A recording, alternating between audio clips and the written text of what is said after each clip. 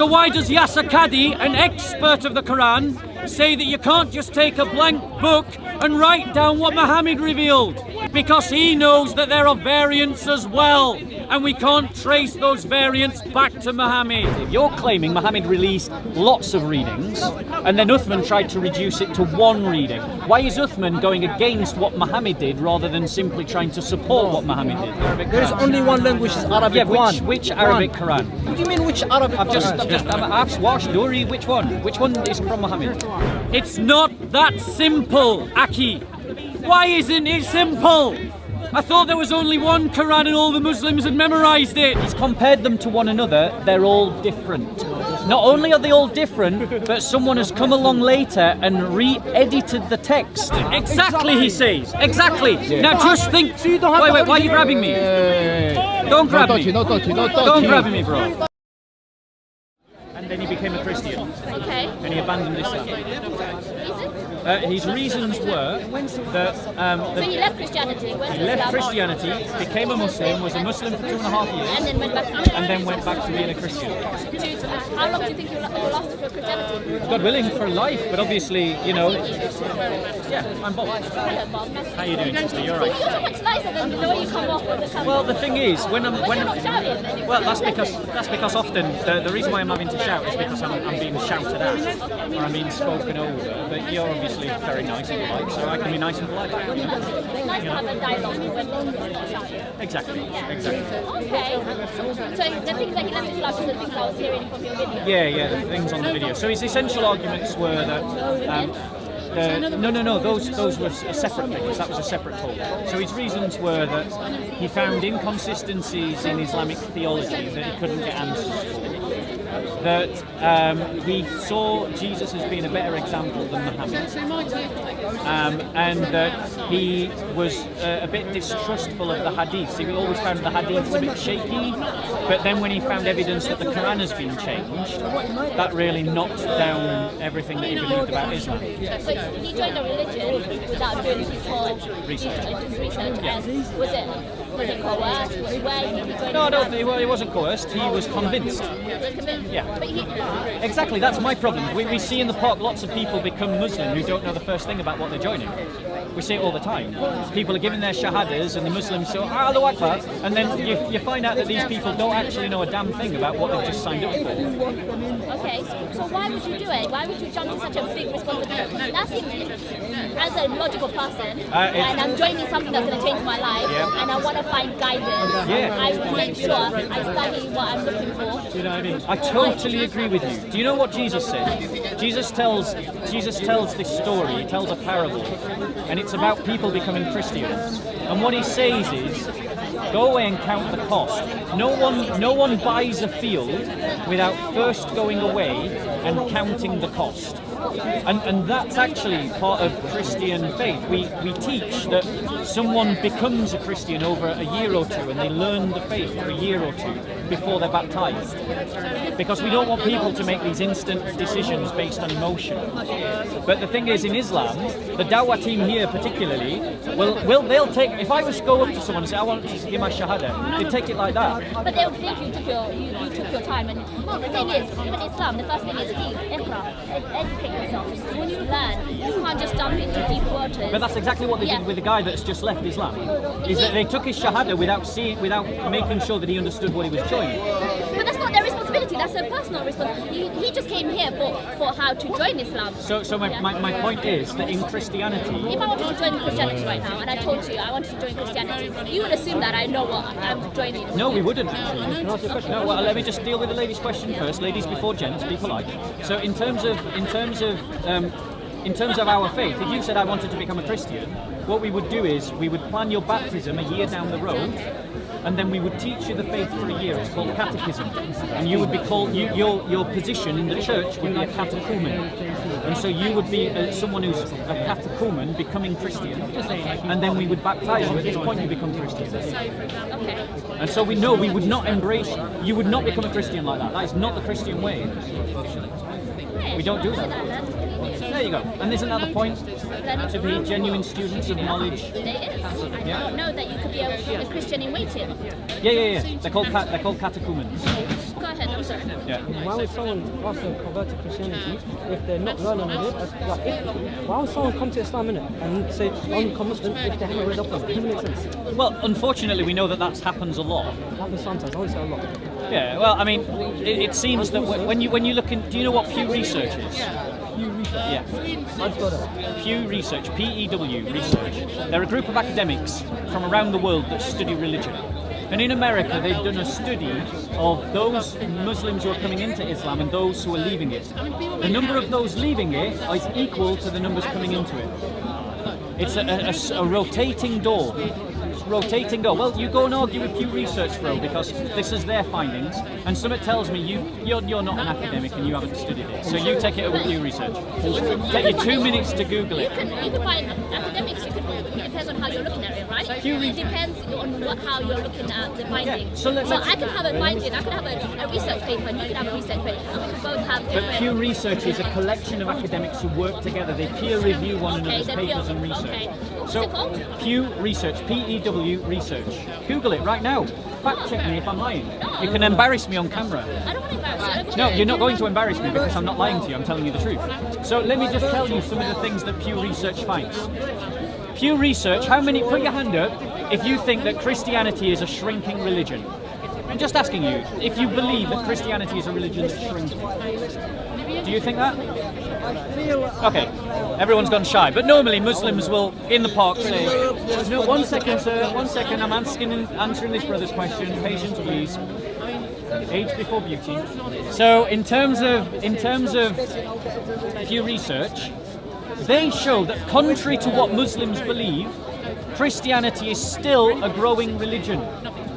Contrary to what Muslims believe, Christianity is the fastest growing religion in Africa. Contrary to what Muslims believe, in terms of the number of converts, Christianity is the fastest growing religion. However, Christianity in Europe also has the highest numbers of apostasy, which is the reason why Christianity is not outgrowing Islam. Because the rates of apostasy in Europe are balancing out the rates of conversions that we're making in other places of the world. Pew Research proves that Islam is the fastest growing religion.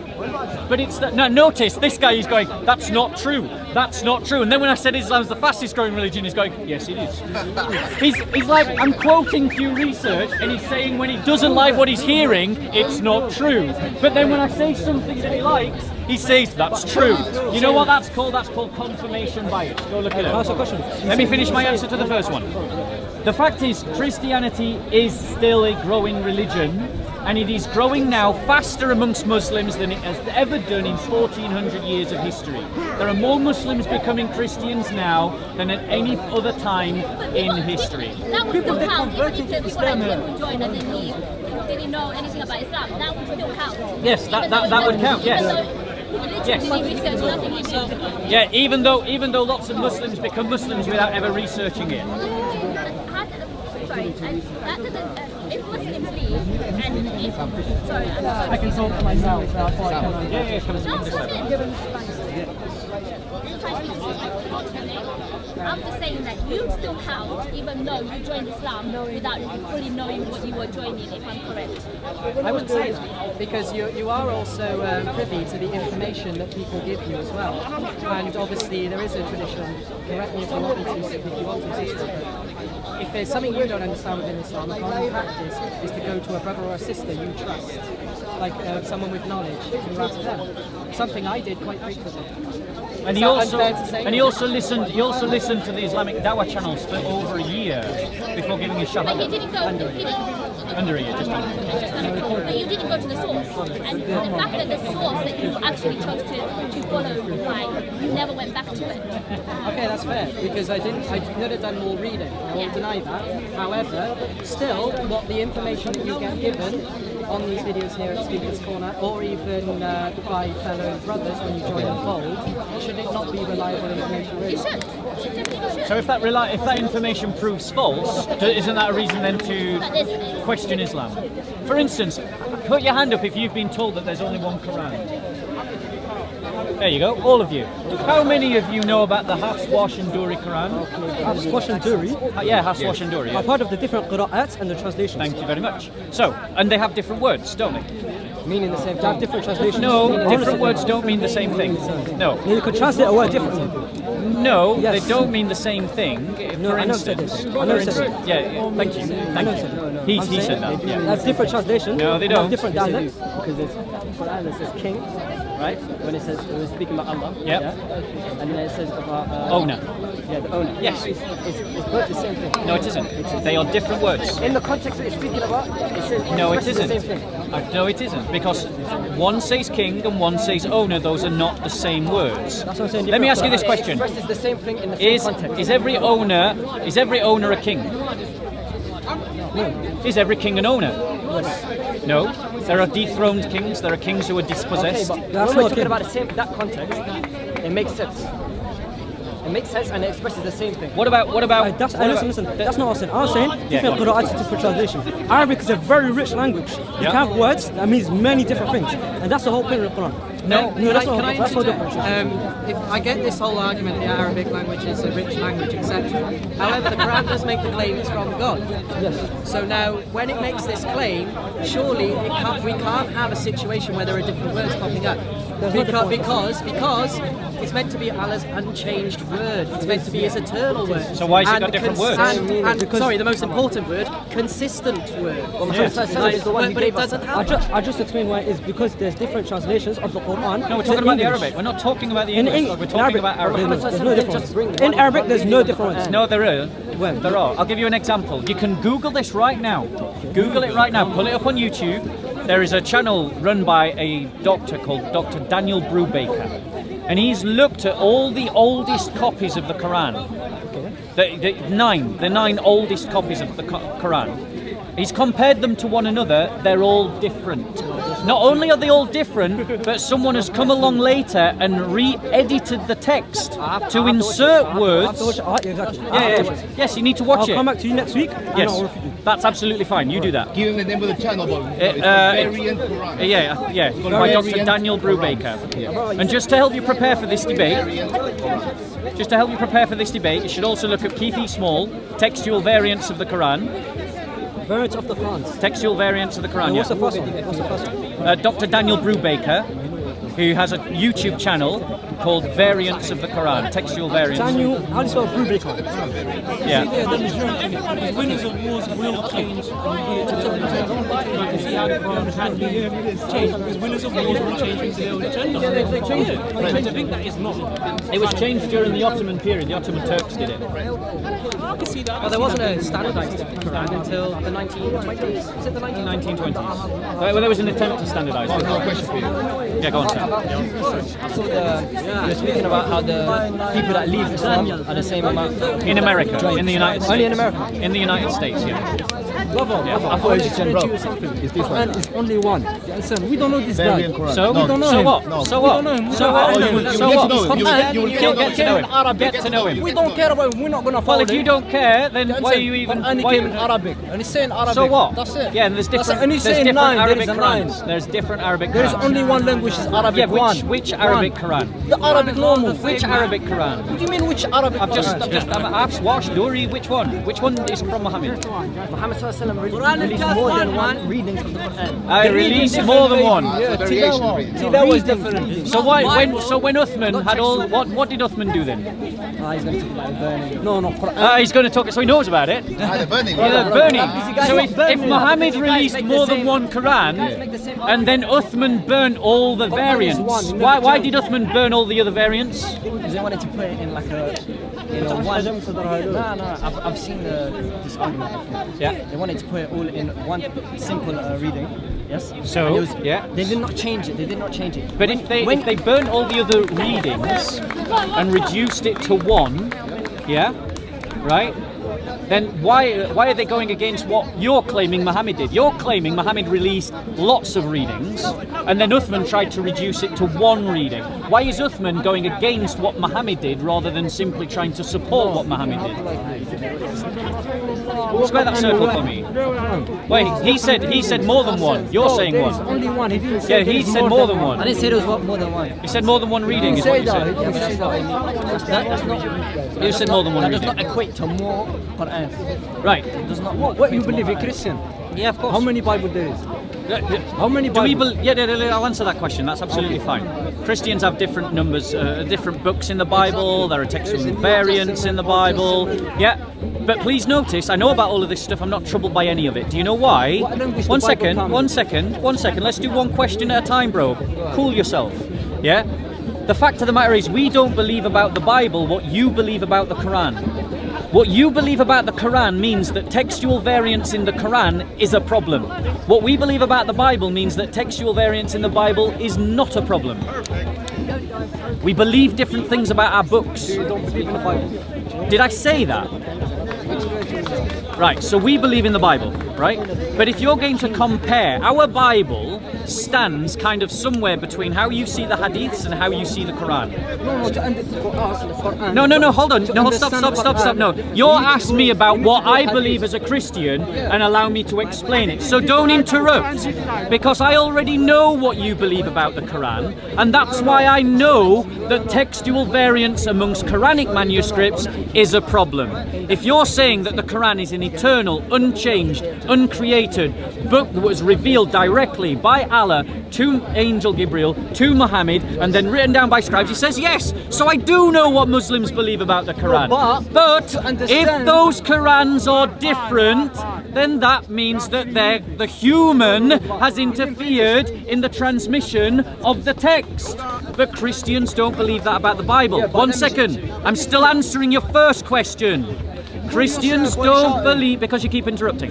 Don't interrupt then, and then I don't need to raise my voice. I only have to raise my voice because Muslims consistently interrupt. Allow me to finish my point.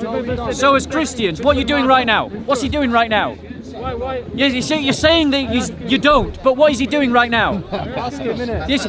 Do you notice, week after week after week, we just find cognitive dissonance amongst Muslims?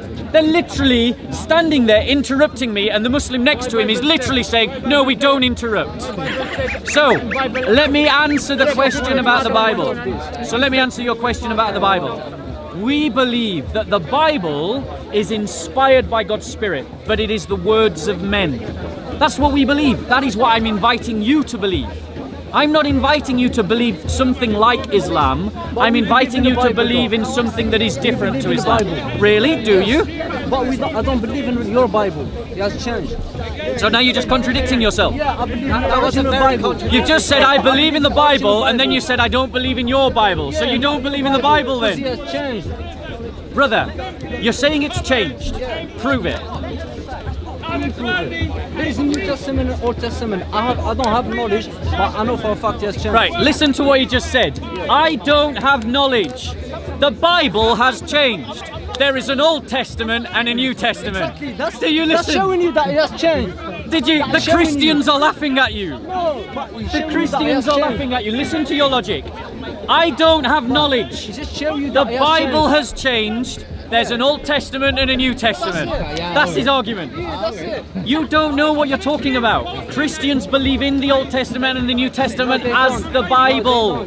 Yeah, do we? Oh, he says he doesn't. No, they don't. They don't. I met Christian and they Right, say we are you don't a believe in Christian? Old Yes. Testament. Do you believe in the New Testament and the Old Testament? Yes. No, I'm a Christian. I believe in the New friend. Testament and the Old Testament. You're a Christian. Do you believe in the New Testament and the Old Testament? Of course, yes. Brother, do you believe in the New Testament and the Old Testament? Yes. No, they JC, don't. you're a Christian. Do you believe in the New Testament and the Old Testament? They just see the camera saying. So he's lying. I'm not saying he's lying, but Oh, wait. Christian, they don't believe on it. So I'll bring you you've if you just want. had, go please. So you've just had Christian,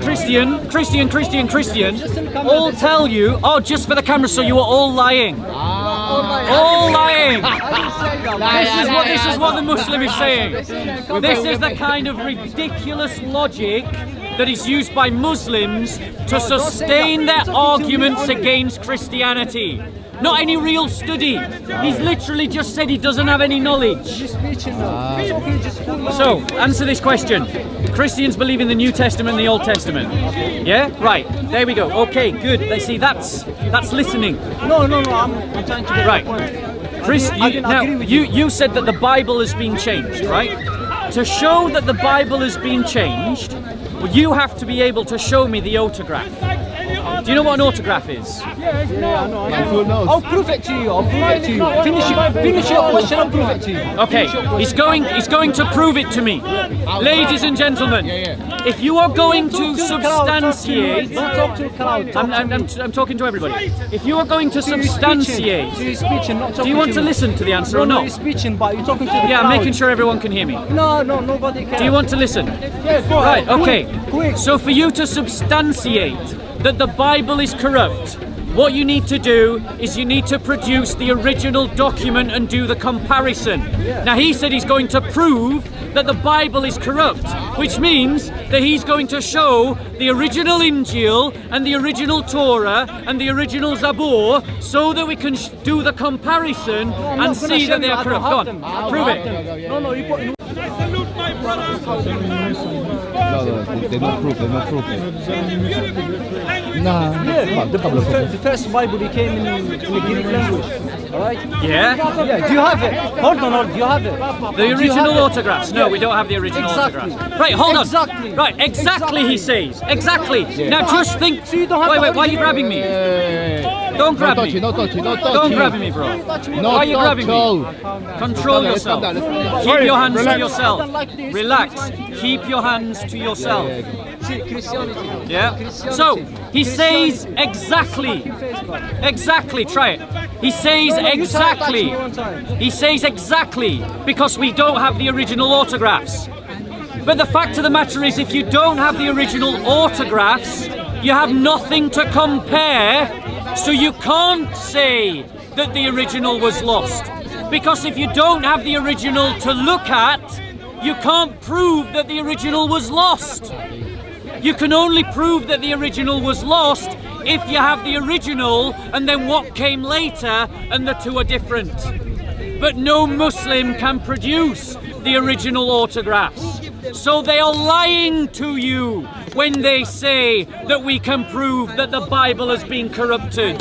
They are lying to you because nobody has the original autographs. Not the Christians, not the Muslims, not the Jews. Which means we can't make the comparison. But here's what we do know. We know that there's over 5,000 Greek manuscripts. We know that there's over 10,000 Latin manuscripts. We know that there are over 5,000 manuscripts in ancient Slavonic, in ancient Coptic, in ancient Syriac, in ancient Gothic, and amongst a number of other languages, including Ethiopian. We know that these manuscripts were transmitted independently of one another. And we know some other things. We know that these manuscripts demonstrate that the problem that Christians really face is not that the original has been lost, but that over 2,000 years of copying, the text has picked up some extra words here and there, like the adulterae pericope, or the comma Johannan, or the longer reading of Mark. We know where these extra words are. We know when they were introduced. We are able to find their lineage, and we're able to be honest about the textual variants. The problem that Christians face isn't that we've lost the originals, it's that the originals are there with extra words. That is the problem that we face. That's the real problem of textual criticism. The reality is, brothers and sisters, that the Muslims have been lied to by their scholars, because the scholars are not being honest about what textual criticism actually reveals. Textual criticism actually reveals the stability of the text. That's what it really reveals. Not that the text has been lost, but that the text is there with some extra words. But textual criticism is now being done to the Quran. And one of those same textual scholars found about the Quran that there are different Qurans. Daniel Brubaker has identified different Qurans. Dr. R. Puyin of Germany has identified different Qurans. Dr. Keith E. Small has identified different Qurans. Mohammed Hijab asked Dr. Yasser Qadhi. He said to him, Dr. Qadhi, if I give you a mushaf, could you write down what was revealed by Muhammad? A mushaf is just a blank book that you write the Quran on. Now Yasser Qadhi should have just said, yes, of course we can, because we've all memorized the Quran and we can just write it down and there's only one Quran. What did he actually say in reply to Mohammed Hijab's question? He said, don't push me. It's not that simple, Aki. It's not that simple. Why isn't it simple? I thought there was only one Quran and all the Muslims had memorized it. So why does Yasser Qadhi, an expert of the Quran, say that you can't just take a blank book and write down what Muhammad revealed? I'll tell you why. Because he knows that there are variants as well, and we can't trace those variants back to Muhammad. That's why he said that. I'm sorry, I can't hear you through your scarf. I can't hear you through your scarf. I can't hear him through his scarf. What? Say again? Bro. So, guys, if you have been told that there is only one Quran, you have been lied to. If you have been told that the Bible has been corrupted and cannot be trusted, you have been lied to. I challenge any Muslim to show me a doctrine, a fundamental doctrine of the Christian faith that is compromised by a textual variant. Show me one. You can't. Can you? You can. Great. Oh, you can't. Okay. Fair enough. Yeah, bring one. Bring one. Bring one. Bring one that can listen to the question fairly, though. The question is, can you bring me a textual variant that compromises a fundamental doctrine of the Christian faith? Just one. Of course you can. He asks me why I'm speaking. That's fine. I'm speaking because as a Christian, I see the regular Muslims. You see, he's not listening, so I'll talk to the crowd. I see the Muslims who come here regularly in the park. Mohammed Hijab, Hashim, Mansour, Shamsi, and Hamza, and they attack the Christian faith all the time, week in and week out. So as a Christian, if they can attack my faith, I can attack their faith. My faith says that I should love everyone, but it doesn't say that I have to love ideas. It doesn't say that I have to love beliefs. It doesn't say that I have to love doctrines. And if those beliefs and those ideas and those doctrines are against my religion, then I can attack it. And I can defend my religion, and that is why I'm here. Yes. I don't know where exactly. So online. So if you let's say I don't believe in charity. What you believe, I don't believe in your house. We put in the textual variation. So the brother quotes a verse in the New Testament accurately that says that we should have no fellowship with those who are outside of the apostolic faith, that we shouldn't even bring a false teacher into our homes. There are people who are calling themselves Christians, Jehovah's Witnesses, Mormons, Oneness Pentecostals, Unitarians. these people are not Christians and we should have no fellowship with them. Don't even bring them into your home.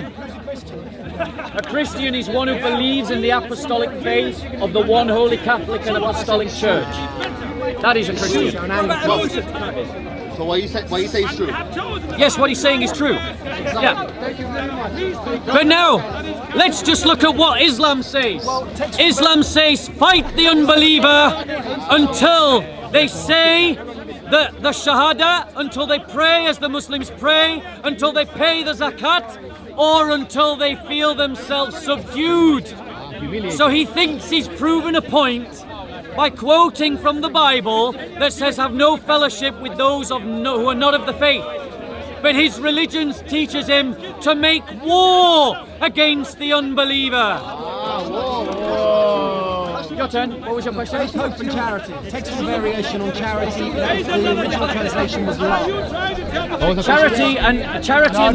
Charity and love. Agape can be translated as charity or love. Both are accurate translations. No, there's a great difference between charity and love. Textual variation. You ask for one, I give you one. What you is, ask for one. No, I didn't. Firstly, right. Well, let's just deal with that. You asked me to be a Muslim to give you one. No, I didn't. So let me just deal with it. The brother has made the argument that there is a textual variation between faith, hope and love or faith, charity and love. This is in Corinthians. Now, the brother doesn't know the word agape can be translated accurately as love or as charity. Why? Because agape is an act of selfless giving to another person without reciprocation. And what do you call the act of giving to someone selflessly without the hope of reciprocation? You call it charity. You can call it love or charity. You're talking. No, it's not a textual variant of the Greek. It is a translation variant of English. You don't know. The word in Greek is the same. It's agape. Try again. No, the Greek. What about the Hebrew? The Greek. What about the Hebrew? Brother, the New Testament was written in Greek, not Hebrew. And that's where we're taking it. Faith, hope and charity.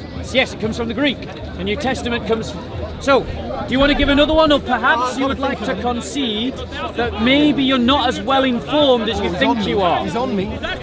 Is it possible that, given the example that you've used and the statements that you've made, that like so many people who dismiss Christianity, you don't know as much as you think you do? Of course I don't know as much as I think I do. There it's you a go. ridiculous thing to state. There you go. It's a ridiculous thing There to you state. go. Of course I don't. So, brother, my challenge to you and my challenge to everyone is to bring me a textual variant that fundamentally compromises one of the fundamental doctrines of the Christian faith.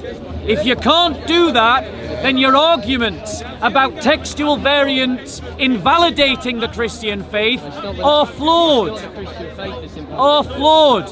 What about?